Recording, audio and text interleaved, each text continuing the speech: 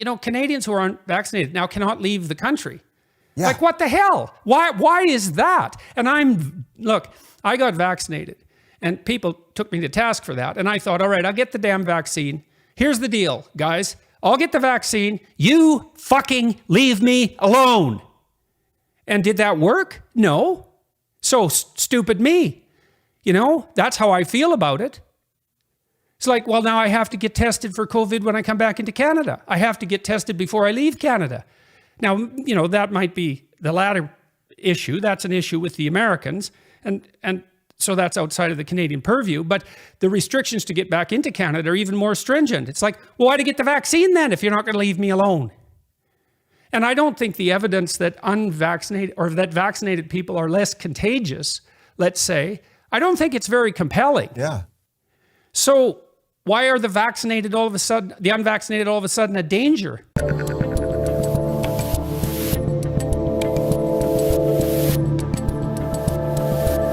I'm Dave Rubin, and joining me today is an author, a lecturer, a psychologist, and the world's preeminent lobster expert, Jordan Peterson, my old friend. Welcome back to the Rubin Report. Hi, Dave. So good to see you and to be doing this again.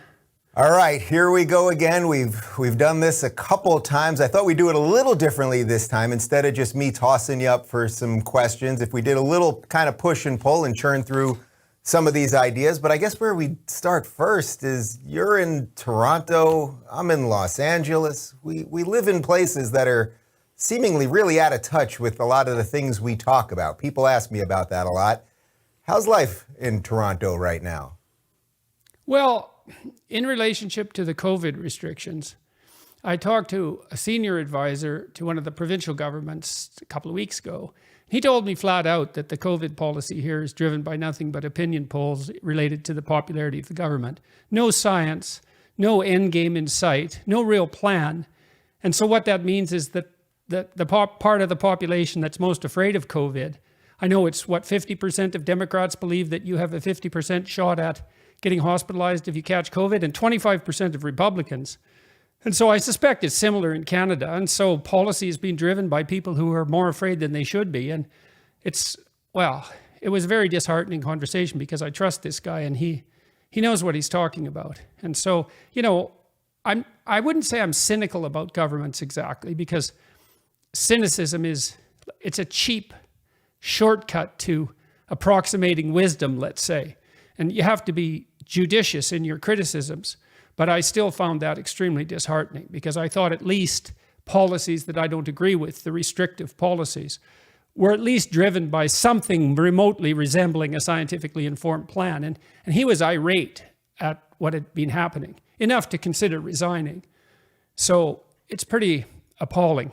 So what does that tell you just at a psychological level about fear in general? If this isn't driven by science and people hear things on the media and then suddenly they say, okay, yes, please lock me in my house. Please keep me in a mask forever. Please keep me not going to holidays with my family.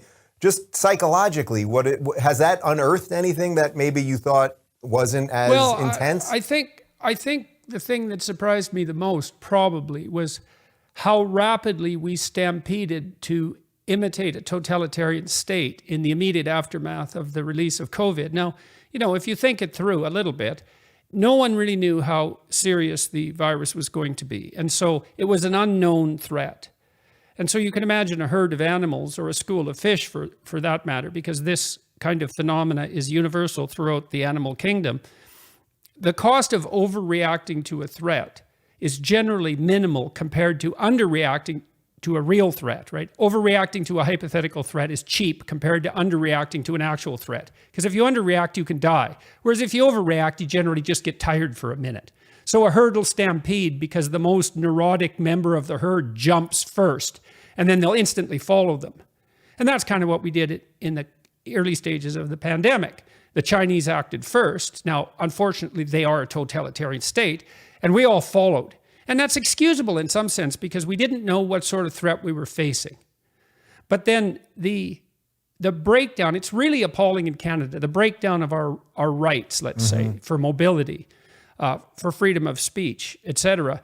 It's particularly grating to me in the Canadian context because way back in the 80s, Prime Minister Pierre Trudeau, our current Prime Minister's father, who was quite an intellectual, he was very enamored of French civil law, and he grafted a Bill of Rights on top of the Canadian federal common law structure, essentially. And I didn't like that at all. I thought that was a bastardization of a great English common law tradition. I'm not a fan of bills of rights because they're predicated on the idea that you have a finite set of rights and that the social contract awards them to you or the government. And I think that's backwards. It's like, you have all the rights there are, except those that are expressly forbidden by detailed legislation that mostly was generated from the bottom up. That's the English common law tradition. Anyways, everybody celebrated the Bill of Rights. Aren't you protected? Oh my God, all our rights are protected now forever. You know, it was Pierre Trudeau's major accomplishment, hypothetically. Now we have his son, and it's like, yeah, what's it good for? My father isn't vaccinated. He decided not to, partly because they were telling him he had to. And he has his other reasons. I have family members who aren't vaccinated for health reasons, who also had COVID twice and didn't really feel they needed to be vaccinated again. In any case, it's extraordinarily annoying to see this happening and to then find out that there's nothing behind it except like the most instrumental and cowardly random polling is extremely disheartening and also maddening and also angering, all of those things at once. Do you think it's possible that the polling is out of whack too? I mean, you've been doing polling forever, right? I mean, this is one of the things. Of course, it's out of whack. Jesus Christ, you know, I mean, how do you get accurate polling data? Well, okay, over what time frame? You're going to poll every day? How about every hour? How about every minute? Every week? Every 2 weeks? Who answers the phone calls when you do the polls? How did you construct the questions? Are you eliciting a particular kind of answer because you paid insufficient attention to the way the question was posed? Et cetera, et cetera. So it's not guidance from the polls. It's a quasi-informed random walk, which is a lot easier than thinking it through. But to see that happening in spite of the much vaunted protection for our rights, like, you know, Canadians who aren't vaccinated now cannot leave the country. Yeah. Like, what the hell? Why is that? And look, I got vaccinated and people took me to task for that. And I thought, all right, I'll get the damn vaccine. Here's the deal, guys. I'll get the vaccine. You fucking leave me alone.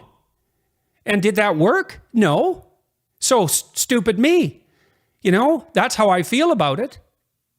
It's like, well, now I have to get tested for COVID when I come back into Canada. I have to get tested before I leave Canada. Now, you know, that might be the latter issue. That's an issue with the Americans. And so that's outside of the Canadian purview. But the restrictions to get back into Canada are even more stringent. It's like, well, why to get the vaccine then if you're not going to leave me alone? And I don't think the evidence that unvaccinated or that vaccinated people are less contagious, let's say, I don't think it's very compelling. Yeah. So why are the unvaccinated all of a sudden a danger? And I certainly don't understand the push to get children vaccinated. I think that's absolutely reprehensible. And I also can't figure out, Norman Deutsch wrote a piece in Tablet called Needle Points. And one of the things he pointed out was that if you take the top 25 least trusted institutions, in that group, the most distrusted institutions include Big Pharma. Mm-hmm. And for good reason. And he details out the lawsuits that Big Pharma has had to pay because of misbehavior on their part, broadly speaking, multiple companies over the last 20 years. And they're the biggest lawsuits in American history, which is really saying something because your court system is set up so that big lawsuits are really possible. Right. And so I see the leftists, all of a sudden, it's like Big Pharma. Yeah, trust them. It's like, what? What? Really? You guys?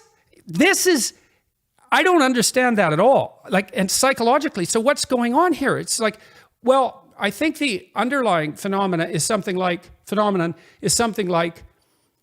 well, as long as it's for health and safety, it's always good. And, you know, not to get conspiratorial here, but the same damn thing is going to happen with the climate change push. Absolutely. They're already it's already being reconfigured as, well, it's the biggest public health issue of our time. It's like, no, I don't think so. I think overreaching bureaucrats are the biggest health, what would you say, the biggest challenge to our health of our time. One of the consequences of success is that you don't die. So who dies first? Well, as soon as you stress the system, let's say we double energy prices. Well, what's the sacrifice? Well, old poor people, because they're more susceptible to, say, death when they can't afford air conditioning, when they can't afford heat. And so, yeah, but there's too many people on the planet anyway. So, what the hell? We cull a few, whatever, they're just poor people. And this is the thing that bugs me so much. It's like, okay, leftists, which side are you on here? It's like, are you gonna sacrifice the poor to your hypothetical future utopia?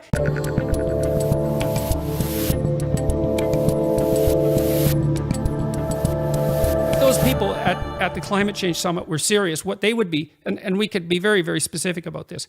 Here's what you do if you're a leftist who's concerned about the environment and the poor simultaneously. Okay?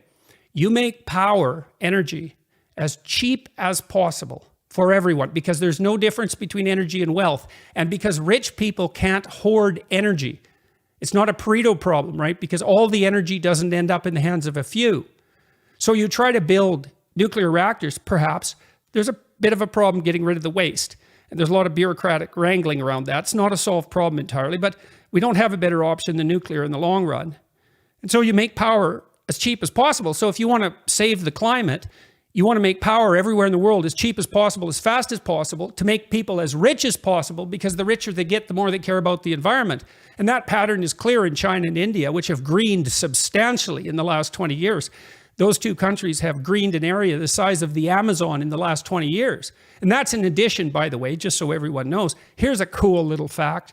You know that as carbon dioxide levels rise, plants can grow in drier environments, semi-arid, like deserts, like the sandbanks on oceans and lakes, stabilizing that as well. And so because the carbon dioxide levels have risen, the plants can close their pores, the breathing pores, and so they don't evaporate water as much. And so an area the size of Alaska has greened in the last couple of decades, in addition to what China and India have planted. And so, what I worked for the UN Secretary General's Committee on Sustainable Development, and to some degree, COP26 is an attempt to bring the corporate world in line with those developmental goals. And there was a bunch of problems with the project because there were 200 goals, and that's too many. You have to prioritize them, and no one was willing to except Bjorn Lomborg, and that's a different conversation. But what I learned, because I read about 200 books at that time on the environment and sustainable development, and what I learned was things are way better than anybody thinks. We have a glorious future in front of us if we want to. The best way to save the planet is to make poor people rich as fast as we possibly can. So that means we can have our cake and eat it too, and isn't that absolutely lovely? And the biggest environmental issue that's facing us isn't global warming, it's overfishing in the oceans, as far as I'm concerned, because that we could actually stop. It's actually extremely damaging, and we know how to stop it. And Trudeau, to his credit, by the way, has produced a series of marine protected areas along Canada's coastline that weren't there before. Now, I don't know how protected they are and how thorough that legislation is, but that's something that he's done that actually counts as a credible accomplishment in my estimation. But go ahead, Dave. Well, so first off, I've interviewed Bjorn a couple times, but his last book basically illustrates. I mean, it's mostly illustrations that lay out almost everything you're saying here. So I just want people to know you're not making it up. We'll link to that interview so they can see it. Well, yeah, go ahead. Okay, so look, so there's these 200 development goals. And sustainable, it's like, okay, well, what does sustainable mean and over what time frame? That's actually incredibly complicated, right? Because time frame is a real problem. Do we mean sustainable over 5,000 years? Well, why should we care? Because God only knows what the world's going to be like in 5,000 years. Just look at what computer technology is doing. We can't plan out that far. So that's probably too long. 100 years? Well, we're all dead then. And you might think, well, we should care. It's like, yeah, perhaps, but how should we care? Because we can't predict that far out. So the time frame is really crucial. And then the fact that there are 200 goals, that's like 0 goals. Like if you were trying to do 200 things, first of all, at any moment, you wouldn't be able to do anything because at any moment, you can only do one thing.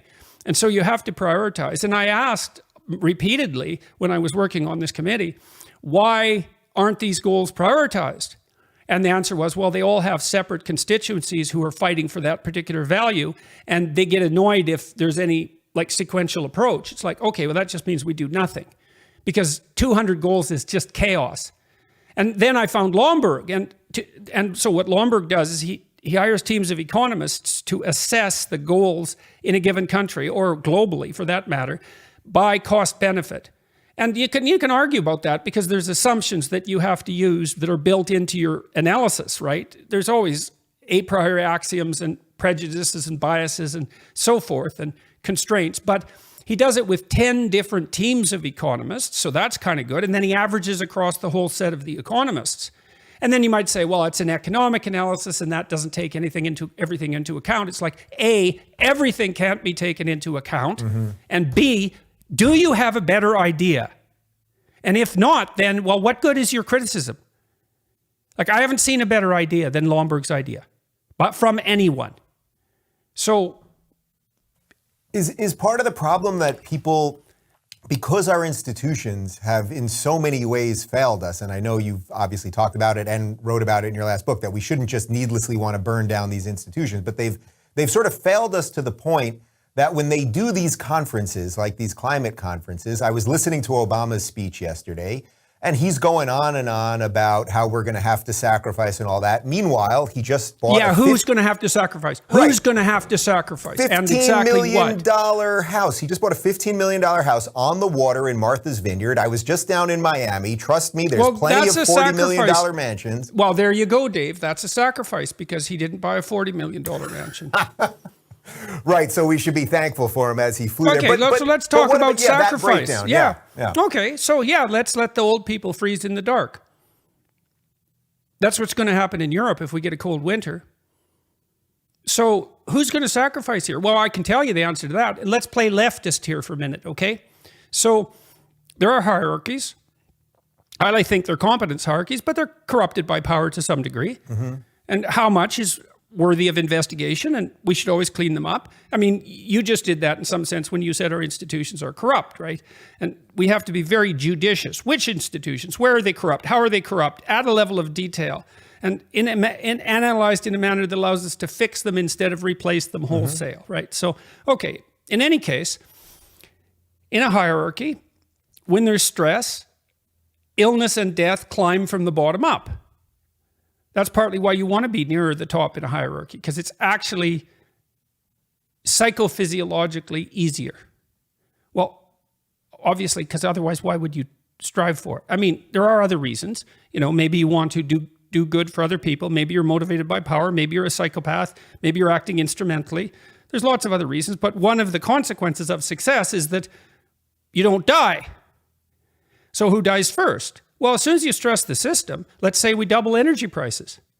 Well, what's the sacrifice? Well, old poor people, because they're more susceptible to, say, death when they can't afford air conditioning, when they can't afford heat.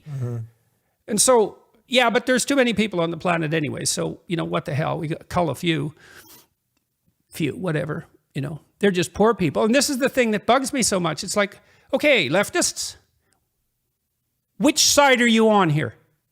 It's like, are you gonna sacrifice the poor to your hypothetical future utopia? Yeah, but they're all gonna die anyways because the planet's gonna burn. No, it's not.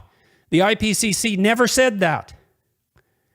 So Bjorn's modeled out, you know, a reasonable amount of climate change in meaning temperature increase over the next 100 years. He's taken what's promoted as the scientific consensus. There is no consensus in science. That's not how science works. It's not a consensus enterprise, but nonetheless, he's playing along with it. Okay, we'll take your figures. It's going to produce somewhat of a decrement in in global economic growth, but growth is about 4% a year. And so even if that declines a chunk because of global warming, everyone's still going to be like 5 times as rich as they are now in 100 years if we don't screw things up. And so maybe they'll be 4 times as rich. Well, that's a cost. And fair enough, you know, and if we can ameliorate it, we should probably try not to change natural environments any faster than we have to, right? Because of unexpected consequences. It's a reasonable argument. But like, here's another thing, this net zero. Okay, as soon as you hear someone say anything like that, zero, you know they're not thinking. It's like zero tolerance for drugs. We can't get COVID deaths to zero? We shouldn't be trying to get COVID deaths to zero? Exactly. Yeah. Well, and we don't have zero tolerance for drugs. Zero is the wrong number. Zero pollution. Well, no. You know, cows, there's manure from cows. People go to the bathroom. There's not zero pollution. So net zero, it's an empty talking point to put up a flag that you're on the right side. Mm-hmm. It's not differentiated, careful, thoughtful, thorough, detail-oriented thinking at the level that will actually produce solutions. And there's no discussion about, like, what are we aiming at here? Well, how about copious energy for everyone, as clean as possible? But in that order, copious energy for everyone, lowest possible price, resilient, stable systems. And to their credit, the Democrats and their infrastructure bill are building resilience goals in relationship to the power grid. And that's necessary because we should be stress testing those systems constantly. But if you're on the left and you care about poor people, the only thing you should really care about is cheap energy. If you're looking for more... I go out on my dock at night up north where I am now, and it's dark, and the expanse of the heavens is laid out above me. And I look up. Well, I'm not thinking religious thoughts. I'm confronting the infinite itself. And that moves you inside. And I would say it even moves you to imitation, because you know what it means to have your head in the stars, right? I mean, it means to be oriented up in the highest possible manner. And so we're so compelled to imitate, again, at an instinctual level, that we can even imitate the infinite that we see spread above us in the night sky. And that's a religious calling. And all this talk about whether you believe in God, and it's all propositionalized. It's like, well, it misses the point. That's why I don't ever answer when people say, do you believe in God? I say, what do you mean by believe? And they think, well, you know what I mean. It's like, no, you don't know what you mean. You have a bunch of assumptions that you don't even recognize, that you're peppering the question with to force me into a box to deliver the kind of answer that your question demands, given the way you phrased it. It's like, no.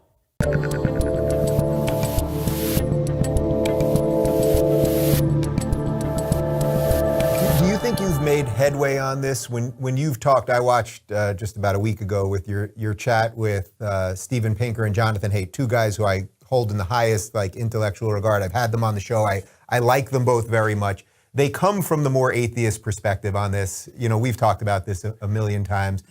Yeah, so they think. But right. Okay, so that's it. That's what your argument is. I'm going to Cambridge and Oxford to talk about this, like in detail, what I just laid out. It's like, because what I want to do is, especially when I go to the UK in these conversations, is I want to lay out a technical argument for sacred depth. So imagine this. We have a intuition that there's depth in literature. Because we think, well, that's a shallow story and that's a deep story. And we think, well, that was really compelling and gripping. It hit me at a profound level, right? Versus, well, that was just light entertainment, right? We all have those intuitions. So what is this depth? And how far down does it go? Well, it goes down to the bottom of things. What's at the bottom? Well, what's at the bottom is by definition religious. And why would I say that? Well, it's because when things move you at that level, that's how you experience it. It's not thought. It's way deeper. So it's like I go out on my dock at night up north where I am now, and it's dark, and the expanse of the heavens is laid out above me. And I look up. Well, I'm not thinking religious thoughts. I'm confronting the infinite itself. And that moves you inside. And I would say it even moves you to imitation, because you know what it means to have your head in the stars, right? I mean, it means to be oriented up in the highest possible manner. And so we're so compelled to imitate, again, at an instinctual level, that we can even imitate the infinite that we see spread above us in the night sky. And that's a religious calling. And all this talk about whether you believe in God, and it's all propositionalized. It's like, well, it misses the point. That's why I don't ever answer when people say, do you believe in God? I say, what do you mean by believe? And they think, well, you know what I mean. It's like, no, you don't know what you mean. You have a bunch of assumptions that you don't even recognize that you're peppering the question with to force me into a box to deliver the kind of answer that your question demands, given the way you phrased it. It's like, no. You say you don't believe in God. It's like, well, God is ineffable. What do you mean you don't believe in God? Well, what do you believe in then? Nothing? Well, no. Everything? Well, no, that doesn't work because then you're chaotic. Well, what's your highest value? Diversity? Equity? Inclusivity? Well, I don't need a highest value. Well, yes, you do, because otherwise nothing orients you through the landscape of choices. This isn't optional. So to give the devil his due, then when you've had the conversations with a lot of these guys, you just talked to Sam Harris again, also, all of these guys. That went great, by the way. At the end, people that are not necessarily believers, your basic argument, I'm doing a little 101 here, is that you're a believer whether you believe it or not, that you're being driven. Harris, okay, let's take Harris as a good example. Harris does not believe in God, but he believes in the devil. So he's halfway there. And why do I say I think he believes in the devil? Trump is the devil. Yeah. Yeah, but that's a mistake. He also believes religion is the devil, and that's also a mistake. So what do I mean when I say that he believes in the devil? Well, all I did the last time I talked to Sam was ask him questions. That was that's something I highly recommend as a strategy. Like, just find out from the person you're talking to what they think, and don't try to win. Try to learn. Well, so Sam is really motivated by the same thing that motivated me like 30 years ago. He looked at the panoply of human atrocity. It terrified him right to the core. It's like, well, anything but this. And he wants something like an objective standard of values. Now, he thinks it can be found in science. I think that's technically wrong, but it's an argument worth having, and we don't know how to sort out the relationship between science and values. But the thing is that Sam certainly believes in evil. Okay, well, if you believe in evil, you also believe in good, because good is the opposite of evil, whatever that is. And, well, what's God? What's God? Well, God is what's good. Well, okay, what does that mean? Is he a spirit? Like, is he a spirit in the sky? Well, what do you mean by spirit? So here's something to think about. This is what I think.